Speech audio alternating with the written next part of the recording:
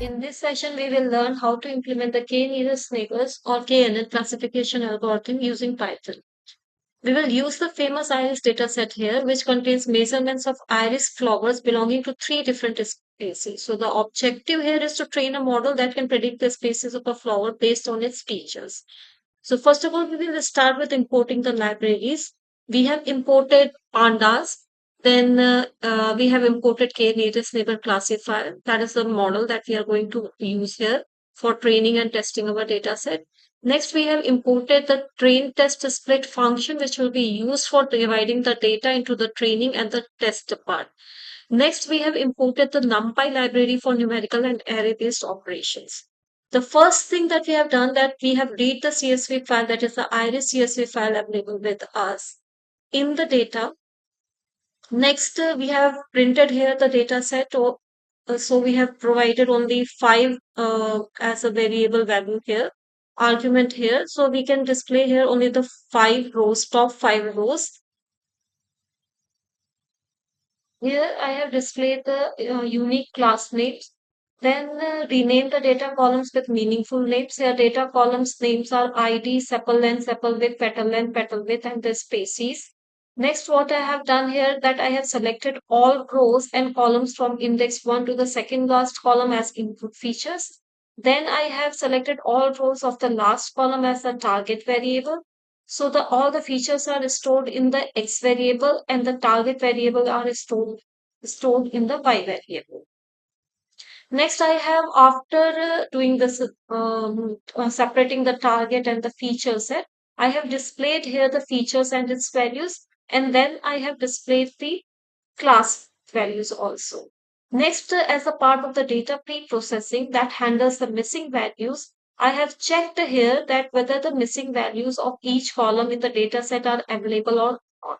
The sum function here counts the total number of missing values column wise. So here we can see in the results that for the ID column, for sepal length, petal width, and the species, there are no cell values which have missing values. So all we have the values in each and every cell here.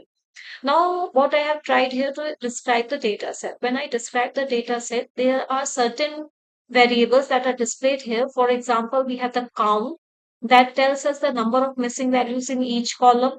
Next, we have mean that tells the average value of the column. Next, I have standard deviation that measures the spread of the data set available with us. Next, we have the min that gives us the smallest value in the column.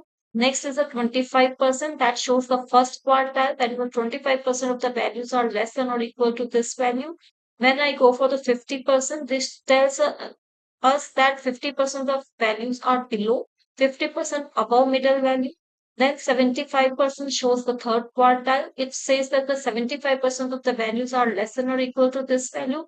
Next data that I have is the max that shows the largest value in each column. So this scribe function generates a statistical summary of the overall data set that we have here. Next, I have displayed here the columns of the data. So next also I have tried here to display the data types of the data that I have. We can see that the ID is of the integer type and sepal length, sepal width, petal width and the species are here of the different float and the object type. Now in this particular cell, I have given you the code for the standardization of the features. So why do I need the standardization here? Because it is a distance-based algorithm because we are going to use the KNN and KNN calculates the distances. Commonly that is called as the Euclidean distance between the data points. So if one feature has a much larger scale than other, then it will dominate the distance calculation. So that's why I have used the standard, imported the standard scalar function and then created the object here and then the fit and transform our data set into the standardization procedure. Here I have created a pair plot that is for the visualization basically. And from this pair plot, I can see the strong separation and the overlapping of the data set on the pair of the features that are available with us. Here we can see that strong separation for the petal length versus petal width often shows the clear separation between the spaces. where it is, that is the petal length is this, and the petal width is your fourth column. So we can see here that there is a good separation over here. But in some cases, for example, petal length, sepal length versus sepal width, if we go for, then there will be higher overlapping. So if there is a overlap, this means that we have a very less information that we can get from these sets. Next, I have calculated here the correlation matrix. The correlation matrix actually gives you that whether the features have the perfect positive correlation, strong positive correlation, moderate positive correlation, weak or no correlation. It is moderate negative, strong negative correlation, perfect negative correlation. Here I have mentioned the values that will be shown in each cell of this particular matrix, and it will give you that whether the correlation is at the stronger side or at the weaker side. So if we have the features that are highly correlated, so we can have only one of those because they both features will tell you the same thing. And also we need to identify the redundant features as well as we need to detect the interesting patterns also for further analysis or the feature engineering. So we have four features here. So we will get the matrix that is a correlation heat map of 4 cross 4. Each value shows us the correlation between this, for example, minus 0.42.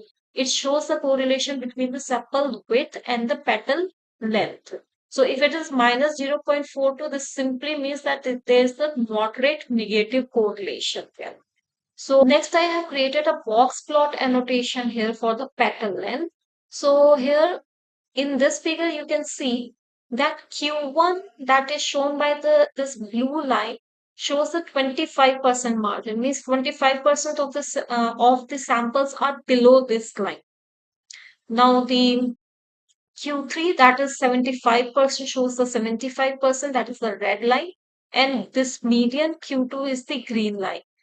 Lower whisker is the black line here, and the upper whisker is this is the purple line over here. So what we can say here, what we can see over here for the sepal width, we can see there are certain samples that are below lower whisker and it is above the upper whisker. This means these are actually the outliers.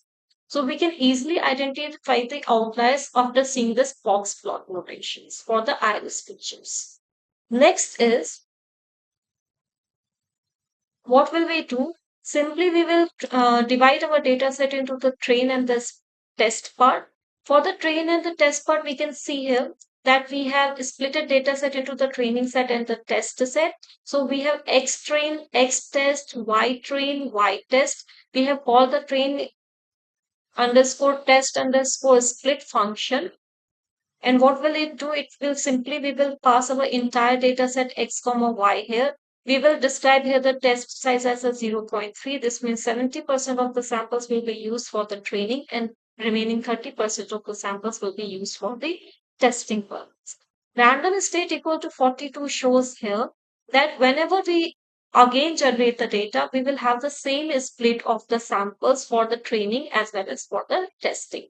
So in this case, I have displayed here that the test size will be 105 samples and test set size here is the 45 samples. So I have here displayed the class distribution also for the training set and for the test set. So iris for the class 1, we have 31 samples in the training data. Class 2, we have 37 samples. Class 3, we have the 37 samples in the training set. In the test set, we have 19 samples for class 1, 13 and samples for the class 2 and class 3. Next, we have gone for the normalization also. It is good that when each row in X train will be transformed to have the unit length. So we can go both for the standardization and the normalization in most of the cases, which are basically character oriented data set. If we have in this particular problem for the iris data set, we can skip this normalization also. But the main thing is that the KNN classifies a sample by looking at the k nearest samples based on the distance matrix. So it is better that we go for the standardization over here. Next, I have called the k nearest neighbor classifier function. I have passed here the nearest neighbor as the one only, and I have passed the normalized X train and the Y train data set over. I have called the KNN model, then predicted the X data set here and produced the accuracy after training our data set for the test samples. Here I can see that the accuracy of the KNN model that we have is 0.98. So test accuracy also I have displayed here, that is the 97% basically. I have shown here and printed the predicted data set also. Further, I have created a confusion matrix also and displayed the confusion matrix over here. So it's simply confusion matrix simply says that how many samples of one class is predicted to for after testing it predicted to the next class. So here I have shown the confusion matrix. Now the thing is that how will I identify whether K, how many number of neighbors I should take? So for this, I have created here the comparative analysis for the different number of neighbors here. So I have created a list of K values from 1 to 30. You can see it here. Next, I have created a list to score the average accuracy for each K value. Then I have a loop. I have created a loop that passes through each K value. I have called this nearest neighbor classifier for each K value and generated the text at the end and generated the results at the end. So here we are using every sample for both training and testing at different points, and we can get a better estimate of the model's performance than just doing a train and a test is bit. So here we can see for the different K values in this particular graph, we can see for the different K values, we are getting the different accuracy score.